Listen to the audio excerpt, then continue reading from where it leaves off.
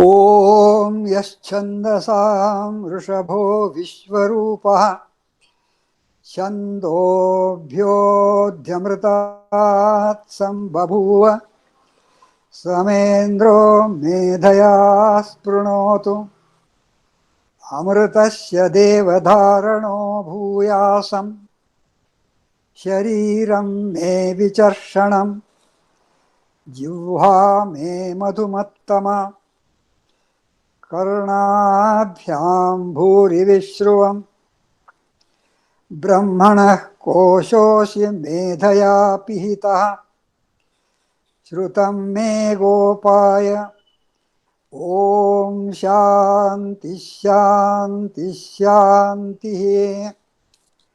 Now let us chant the Mangalacharanam.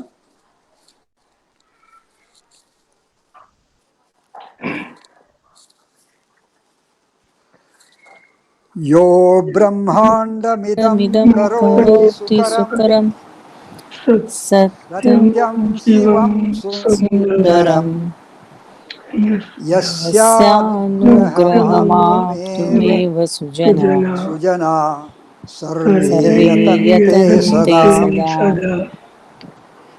भक्तिं यस्य विना कदापि पुरुषो मुक्तिं न वै विन्दते वेदान्ते च मामुरे परमं देवाय तस्मै नमः. Thank you.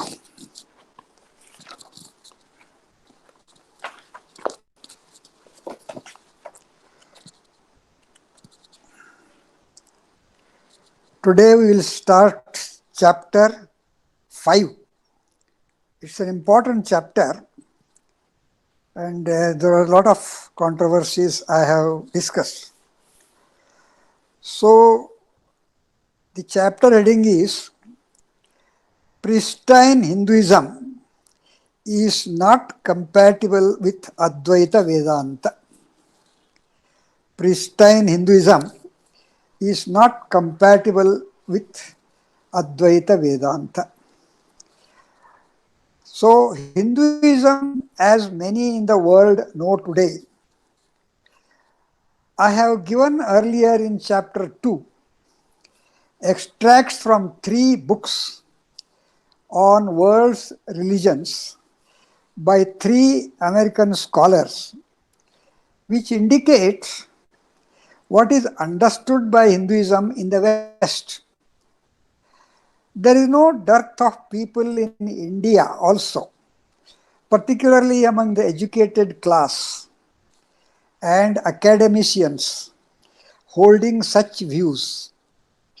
In fact, such views have reached the Western world through these academicians only. You remember, I have gone through all the 3 extracts.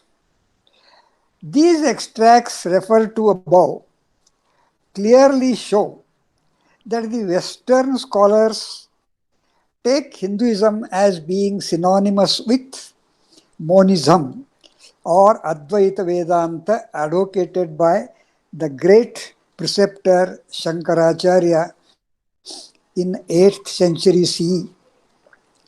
They also appear to hold that there are 4 different paths to salvation, that is, reaching the God or Brahman and becoming one with him or dissolving oneself into him, according to the disposition of the aspirant as to whether he or she is predominantly reflective, emotional, active, or experimental.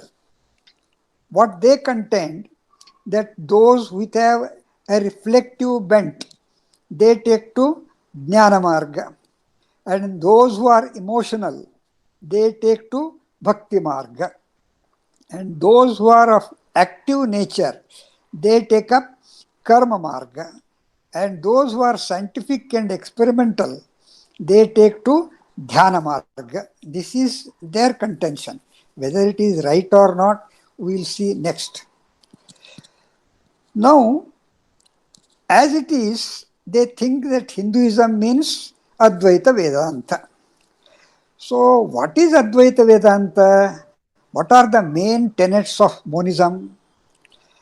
The main tenets of this absolute monism or Kevala Advaita in a nutshell are as follows. Shankaracharya himself has given what is Advaita in a nutshell. It's a famous quote from Shankaracharya. He says, Slokardhena pravakshami yaduktam grantha kotivihi Brahma Satyam Jagan Mithya Jivo Brahmaiva Naparaha.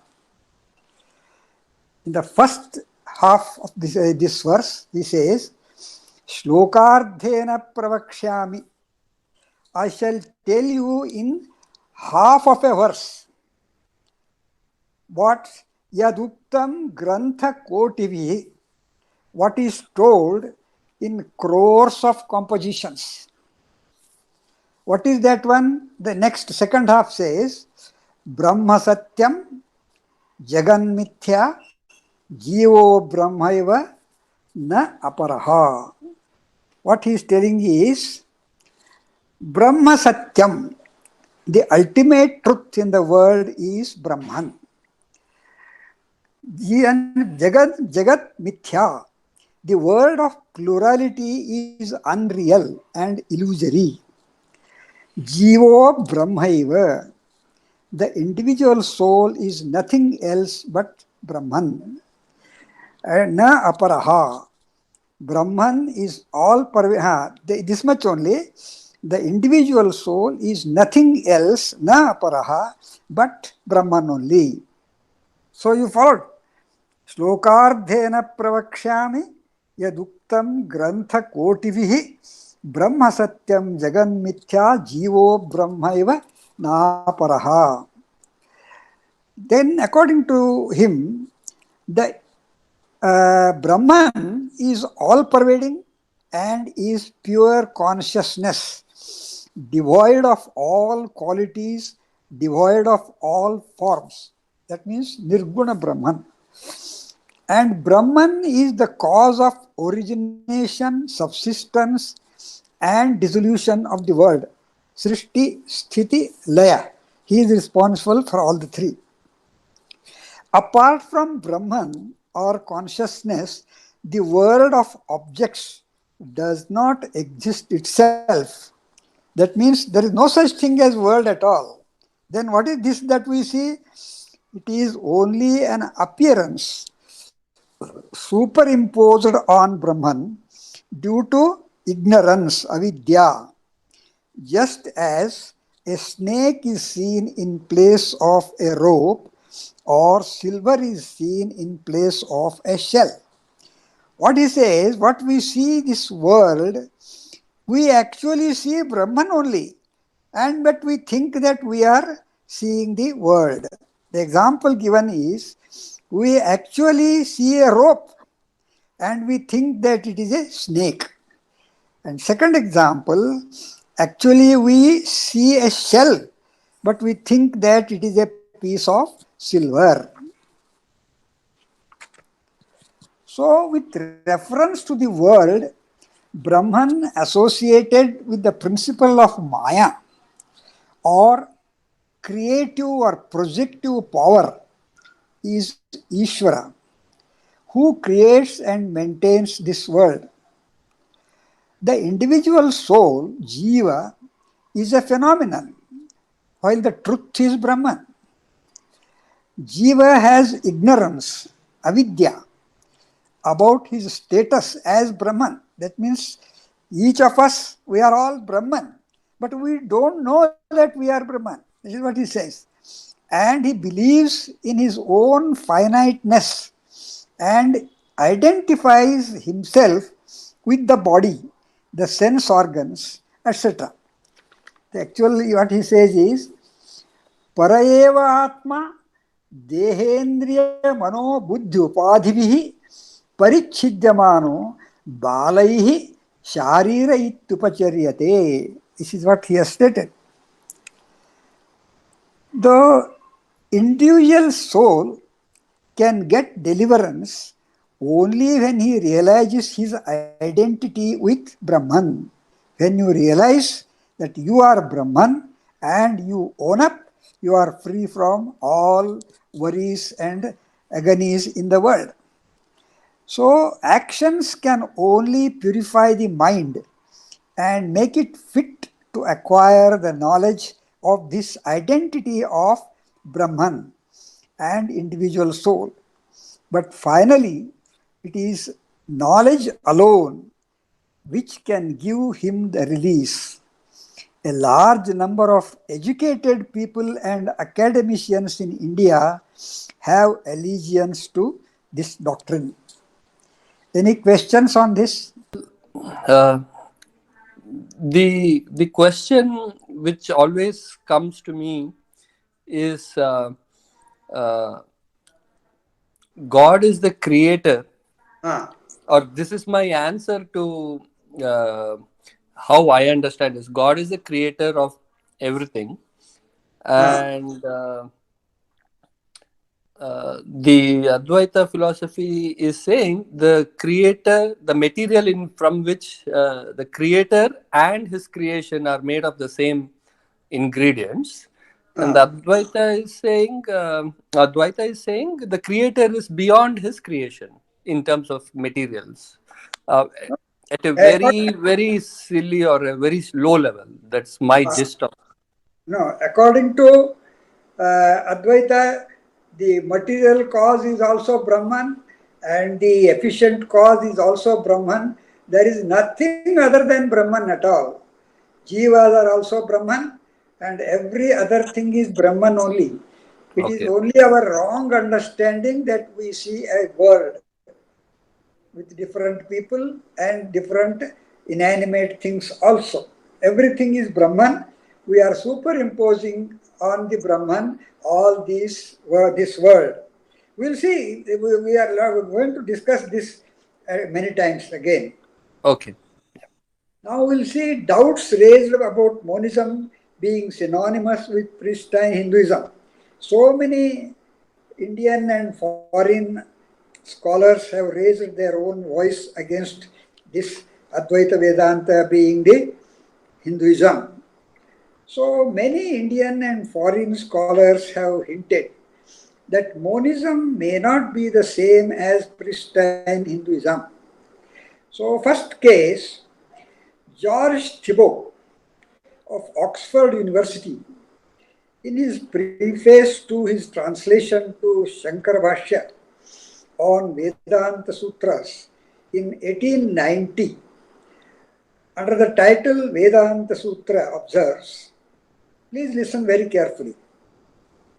The Shankara Bhashya further is the authority most generally deferred to in India as to the right understanding of the Vedanta Sutras. And ever since Shankara's time, the majority of the best thinkers of India have been men belonging to his school. But to the European or generally modern translator of the Vedanta Sutras with Shankara's commentary, another question will of course suggest itself at once, namely whether or not Shankara's explanations faithfully render the intended meaning of the author of the sutra. He doubts. To the Indian Pandit of Shankara school, this question has become an indifferent one. Or to state the case more accurately, he objects to its being raised as he looks on Shankara's authority as standing above doubt and dispute. They say once Shankaracharya has said, that is the end of it, that is final, it has to be true. Thus, Professor George Thibault feels that Shankara Bhashya may not be giving the true purport of the sutras, that is, the essence of Vedas as enunciated in Vedanta Sutras. That is his doubt.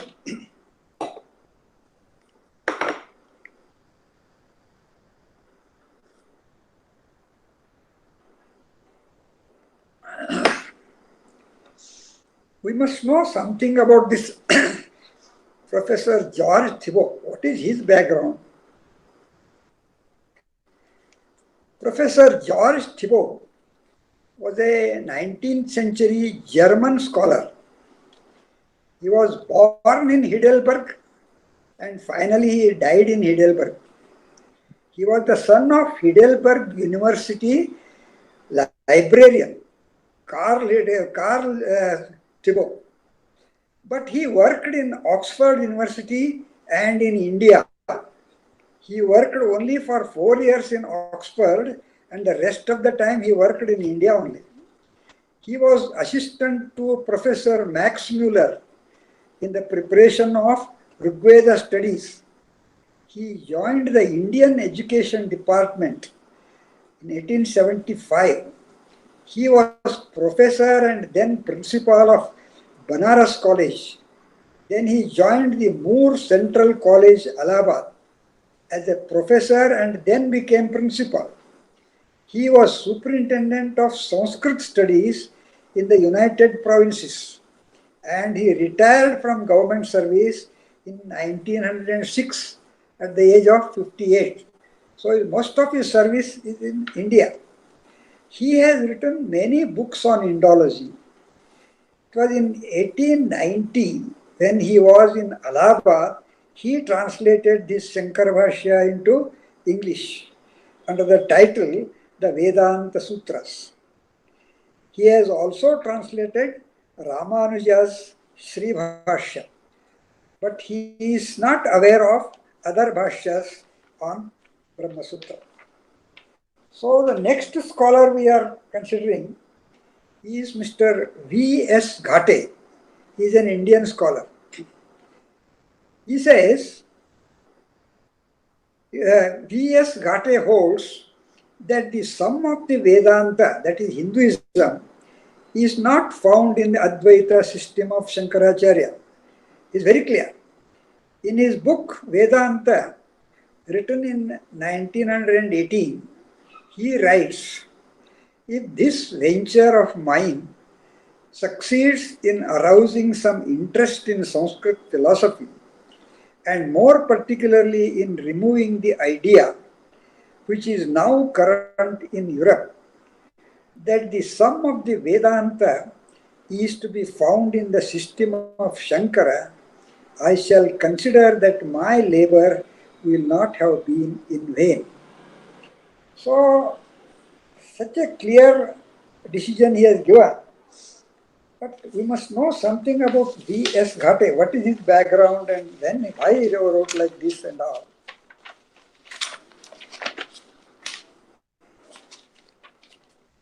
Dr. V.S. Ghate was a professor in Deccan College, Pune and Elphinstone College, Bombay.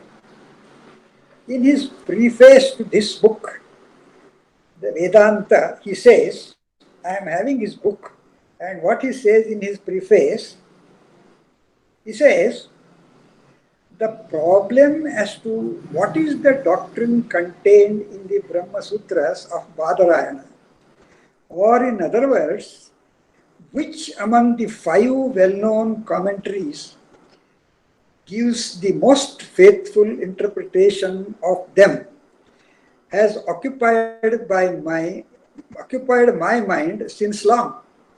So this plan is all right. He wants to know what Badarayana Vyasa has told in his sutras, and he has got in front of him 5 commentaries of Shankara, Ramanuja, Madhva, Nimbarka and Vallabha. He says, I was therefore very glad to have the permission of the Faculty of Arts of the University of Paris to offer to it in the form of a thesis the results of my study of the subject and my reflections on it. I leave it to the reader to decide if the conclusions at which I have arrived are or are not satisfactory. So I will give my remarks whether it is satisfactory or not. I only hope that the method followed in the treatment of the subject would appear to be reasonable and in strict conformity with the rules of Western criticism. If this, here he says, whatever I quoted, if this venture of mine succeeds in arousing some interest in Sanskrit philosophy, and more particularly in removing the idea which is now current in Europe that the sum of the Vedanta is to be found in the system of Shankara, I shall consider that my labor will not have been in vain. So, this work of Mr. Ghate was offered in 1918 as a thesis for the doctorate of Paris University. After his death, his heirs gave an English version of this thesis to our Bhandarkar Oriental Research Institute in Pune. Mr. V.G. Paranjape, a student of Dr. Ghate, edited the work and Bhandarkar Institute published it in 1981. The editor, that is Paranjape, says Dr. Ghate first wrote his draft in English and then translated it into French and submitted. So, I have already told you the amount of confusion I faced during the first 4 years. I was allotting my full time for this study, and I was making a comparative study of only 3 commentaries, and that too I am restricting my study to only the first 2 adhyayas, that is half of Brahma Sutra. On the other hand, this scholar was working as a professor and he was trying to write a thesis during his spare time, and there is a fixed time for submitting the thesis, and he was trying to make a comparative study of 5 commentaries, and that too on the entire Brahma Sutra. I can imagine his difficulties and pressure and annoyance. As a result, I found his work most unsatisfactory. He could not do justice to the work, and the annoyance is shown in his comment, in his thesis also. I have made some remark, I have shown some cases.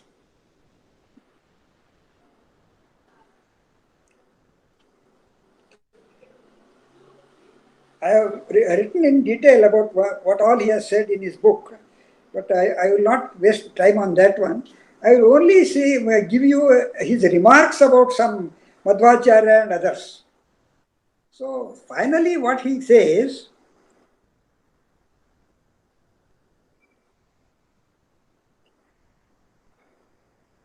at the introductory stage itself, the author opines that the very fantastic and forced manner in which Madhvacharya interprets many of the sutras leaves no doubt about the fact that he would have even set aside the sutra altogether, but that their uncontested authoritativeness prevented him from doing so. So, he is very angry with Madhvacharya's Bhashya because perhaps he did not understand anything in Madhvacharya, because Madhvacharya's Bhashya is very brief and just he hints something, so that he will not understand anything unless he sees the Jayatirtha's commentary, the Tattva Prakashika on that, and then other commentaries on that one. That part is correct. that it is not easily readable. But he has not made any attempt to that one. So he is showing his anger towards Madhvacharya. Then he says, the author's concluding remarks that with Madhvacharya, he starts his conclusion with Madhvacharya only. He says, to begin with, the commentary of Madhva is evidently inferior in character and is a performance of little or no merit. His interpretations differ from those of the rest very widely and in a very large number of cases. But the reader has seen that in a majority of instances, his explanations are far fetched, fantastic, and too sectarian in character. The scriptural passages he refers to for discussion more often belonging to the Samhitas than to the Upanishads. Perhaps he is unaware of this Samhitas and Suktas and Aranyakas and Brahmanas. So he wants that the commentator should refer only to a few Upanishads that he knows. So a procedure which can be easily explained by the fact that it is very difficult for him to find the Upanishads a support for his doctrine. Now I am remarking, what is wrong in differing from others? In fact, he is possibly the first commentator to come out completely from the then prevailing belief that the sum of the Vedanta, these are Ghate's words only, that the sum of the Vedanta is to be found in the system of Shankara. And he wants others not to believe, and that is what Madhvacharya has done. But still he is commenting on that, as desired by the author himself. Further, is it a defect to quote Samhitas?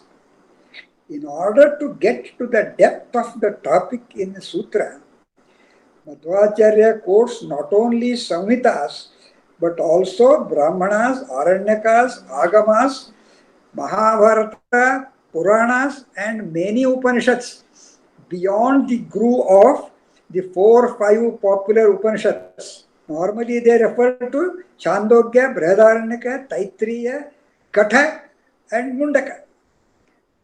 So he is fully aware, that Madhvacharya is fully aware of the Sutrakara's teaching that Brahman can be known only through the Shastra, that is Shastra Yonitva. And Shastra includes all these and not merely a few popular Upanishads. In fact, he deserves loud applause for his ability to refer to such a wide range of scriptures. V.S. Ghate finally rejects the doctrines of all these 5 commentators, not only Madhvacharya. He has rejected all the 5 because he is not convinced or he has not understood any commentary. Whether the author accepts one doctrine or another or none, it is a subjective matter. He may not be biased towards anyone of these commentators, but the author's unsavory remarks against one commentator are indicative of an inherent whimsical bias against that commentator and the consequent perfunctory reading of his commentary. So, in some other place I have said that Madhvacharya has not written his commentary for the novices. He has written for only those who have studied the other parts of Vedas. So, finally, he has neither agreed with any of these 5 commentators, nor he has given his own understanding of what the sutras have to say, because he has started with that plan. He says, the problem as to what is the doctrine contained in the Brahma Sutras of Badarayana, that means Which among the five well known commentaries gives the most faithful interpretation of them has occupied my mind since long.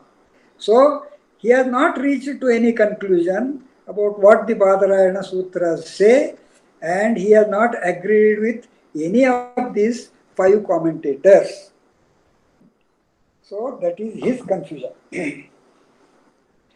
Now the next author I have referred to is Sue Hamilton, former professor of King's College, London, remarks about the religio-philosophical scenario in India.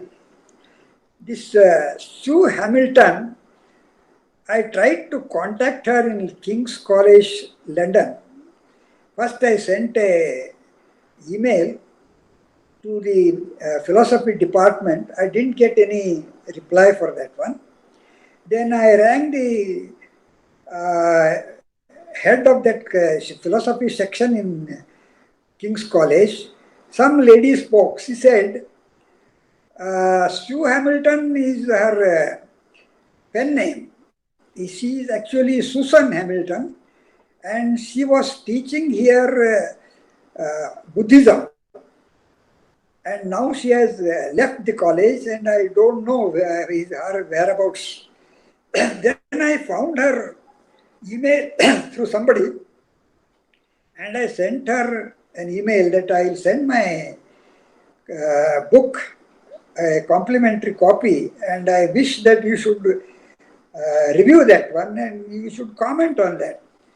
But she did not respond. So she says, in her marvelous little book, a small book she has written, Indian Philosophy, a very short introduction. She observes Shankara's Advaita Vedanta is perhaps the best known of Indian philosophies. It was the first to be exported to and propounded in the West, being presented by the Vedantin practitioner Vivekananda at the World Council of Religion in Chicago in 1893 as Hinduism. He presented it as Hinduism and subsequently established in various centers such as Ramakrishna missions in many Western countries. It has since enjoyed such a high profile worldwide that not only do outsiders often not realize it is only one among many of India's schools of thought, but it is also sometimes promoted as the orthodox religious philosophical tradition of India within the subcontinent itself. So the professor clearly holds that Vivekananda popularized Shankara's Advaita Vedanta in the West, and that this monism is but one of many traditions in Hinduism, and she doubts that it may not be the same as the original tradition of Hinduism. So I have given the comments of two foreign and one Indian scholars. So any questions on this?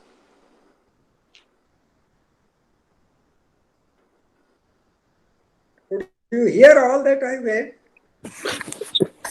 Yeah. We could hear you. Acha. So no questions. Uh, One question is, uh, in that sloka you mentioned about the snake and the rope. Ah, Uh, when is it possible that all the interpretations of that is uh, uh, if you say everything is Maya and there is nothing, then it makes no sense right away. But ah, if you say um like only through knowledge you can identify God, Ah. that can be interpreted as uh, Shankara said, through knowledge you get identify jnana, you will realize God, and Only through Madhacharya, through the Shastras you realize God. They ah. might be talking about the same thing, that without the right knowledge it is not possible to read God. So I'm trying to see, uh, is there any interpretation problem? Like, instead of saying Maya, if you say all these are meaningless compared to the knowledge of God, there may be something lost in the translation of No, everybody. Okay. nothing. No, not necessary. He says all other things are not necessary. Only you should understand that you are Brahman and you keep quiet. That is the end of it. Only when you understand that you are Brahman, you are free. Actually, actually it is a confusing thing. Your Pondicherry Yogi Arbindo, he is going to tell this Maya and all is finally explains nothing. It's all confusion. He is going to tell. So just I read what they say. You just listen. Okay. If Sorry. it is true or not, we'll discuss afterwards. All right. Sorry. So No, now, Doctor. Yeah, go ahead, Vinod. pardon? Okay, cool. No, Dr. Katti, does Shankara use the word Maya or Mithya? This Maya also he uses, Mithya also he uses. Both he has used. Okay, Dr. Katti. Ah, So, Dr. Katti, just one quick comment, and I think the observation about the different scholars, the modern scholars, yeah, and one trend, at least, very similar to what you have been calling out, I've been noticing is that majority of the commentators who have reviewed Acharya's Brahma Sutra, they only ah, restricted to Brahma Sutra Bhashya, and they have not realized that Acharya has actually written four different commentaries on correct, Brahma Sutras compared to the other Acharyas where they have combined the discussion correct. into one manual. So it Yes. misleads them to believe that Acharya has not provided, like Anuvakyana, where majority of his deeper discussions of thought actually comes there, and it's sometimes you don't know what to say because they only assume Brahma Sutra Bhashya because of the title, and they assume that that's the only one which is related to Bhashya. They do not know anything about Anuvyakhyana and even the Brahma Sutra Bhasha, they have not sincerely seen everything. Just for Yeah, that I said, perfunctory reading will not give you anything. yeah, Uh, exactly, exactly. Now we will consider Vedanta and the Upanishads. The confusion created by Advaitins between the relation between what is Vedanta and what is Upanishad. What is the relation between them? We have seen earlier in chapter 3 what the terms Vedanta and Upanishad mean, and that though the Upanishads contain many Vedic truths, Vedanta is not confined to the Upanishads only, but it transcends them. So Vedanta is what is told in Upanishad plus something. However, some modern scholars hold that Vedanta to be synonymous with Upanishads. So, a scholar like S. Radhakrishnan says the Brahma Sutra is the exposition of the philosophy of the Upanishads. He says Brahma Sutra is the exposition of the philosophy of the Upanishads. In this connection, what the same S. Radhakrishnan observes elsewhere in his another book about Upanishads in general is quite revealing. You please listen carefully. This is a very important passage of Radhakrishnan himself in his another book. He says, it is not easy to decide what the Upanishads teach. It is not easy to decide what the Upanishads teach. Modern students of the Upanishads read them in the light of this or that preconceived theory. Men are so little accustomed to trust their own judgment that they take refuge in authority authority and tradition. Upanishad says like this: though these are safe enough guides for the conduct and life, truth requires insight and judgment as well. A large mass of opinion inclines today to the view of Shankara. This is Radhakrishnan talking, huh?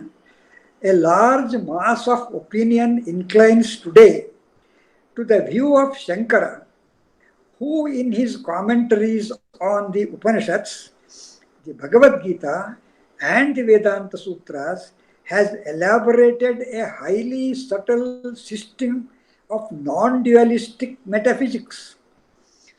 Another is equally vehement that Shankara has not said the last word on the subject, and that a philosophy of love and devotion, that is bhakti, is the logical outcome of the teaching of the Upanishads. And different commentators, very interesting, you just please listen. Different commentators, starting with particular beliefs, force their views into the Upanishads and strain their language so as to make it consistent with their own special doctrines. When disputes arise, all schools turn to the Upanishads. Thanks to the obscurity as well as the richness, the mystic haze, as well as the suggestive quality of the Upanishads, the interpreters have been able to use them in the interests of their own religion and philosophy. The Upanishads had no set theory of philosophy or dogmatic scheme of theology to propound. They hint at the truth in life, but not as yet in science or philosophy. So numerous are their suggestions of truth, so various are their guesses at God, that almost anybody may seek in them what he wants and find what he seeks. And every school of dogmatics may congratulate itself on finding its own doctrine in the sayings of the Upanishads. And in the history of thought, it has often happened that a philosophy has been victimized by a traditional interpretation that became established at an earlier date and has thereafter prevented critics and commentators from placing it in its proper perspective. So what Radhakrishnan says, today you propound any new theory, whatever it may be, you can find support in Upanishads. So some people argue, when Shankaracharya has proved that Advaita philosophy and other things on the basis of Upanishads, how can you go against that one? So what Radhakrishnan himself says, not only Advaita, any Dvaita, any type of philosophy, it can have support in Upanishads. So getting support from Upanishads does not mean much according to him. So any questions on this portion? Radhakrishnan's remark about Upanishads? Say No Upanishads. questions, Dr. Gatti. Huh? No questions. But it's interesting how he is contradicting himself in different Yes, yes. places. Okay. So this is another ploy. This ploy, which is proposed by Advaitins, I am pointing out. That is, they say the Vedanta stands on the triple foundation. It is a three-legged platform.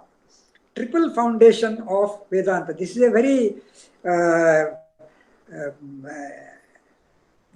a pleasing argument for them.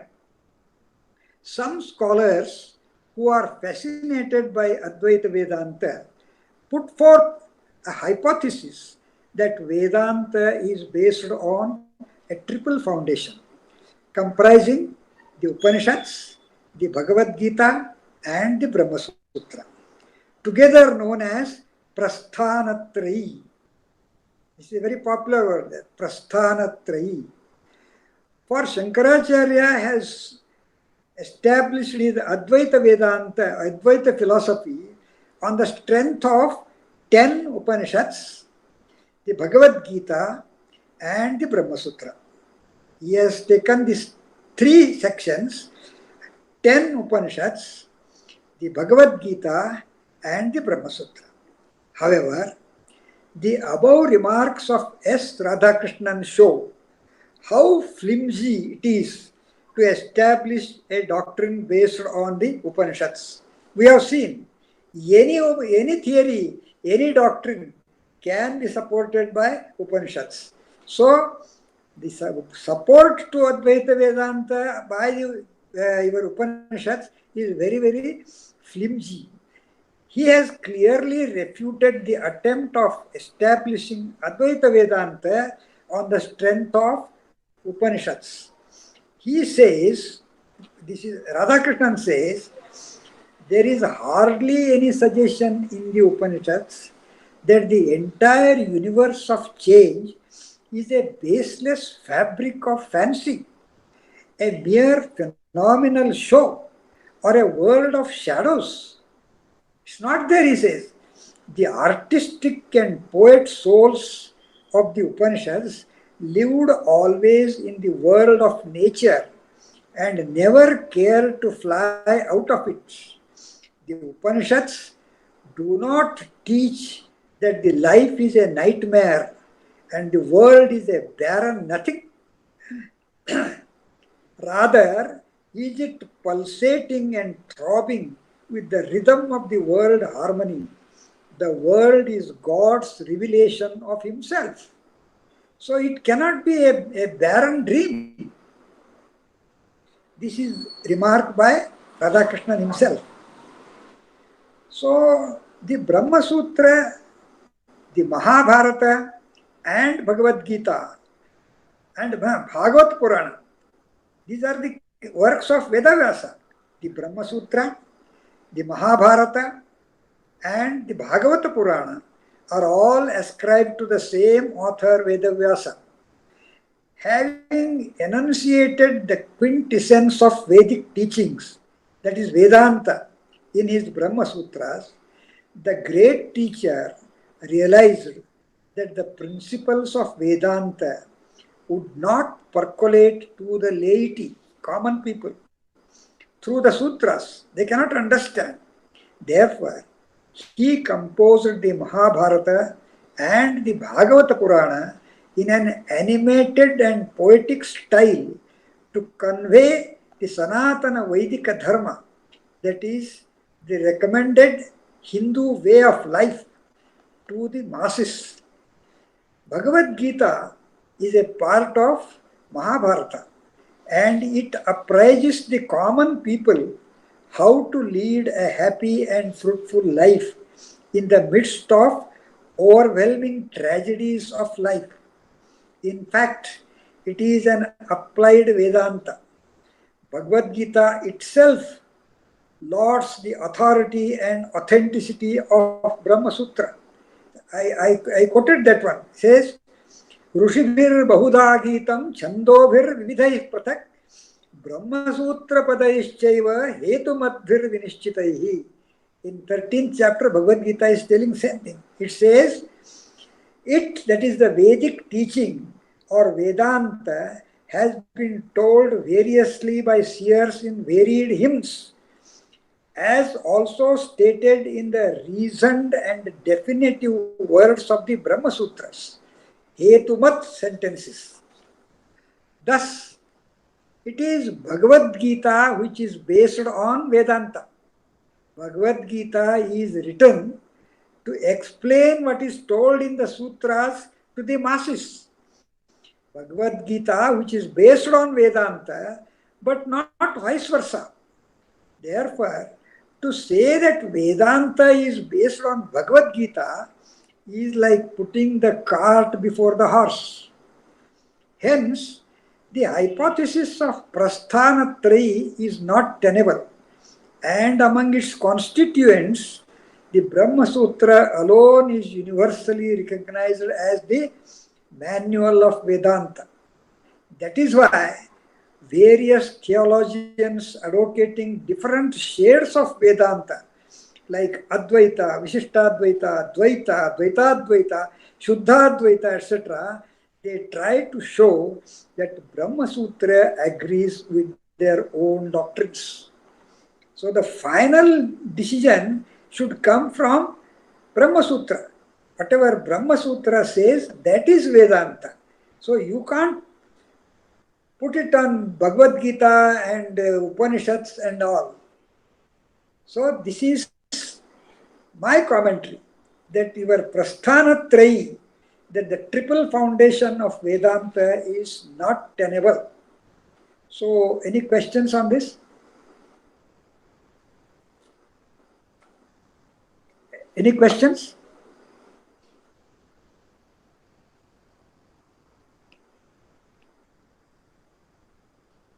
This is a very important. No questions. No questions. This is a very important conclusion of mine, that I do not agree with the principle of this your Prasthanatrayi. Okay? We'll see the next portion next time.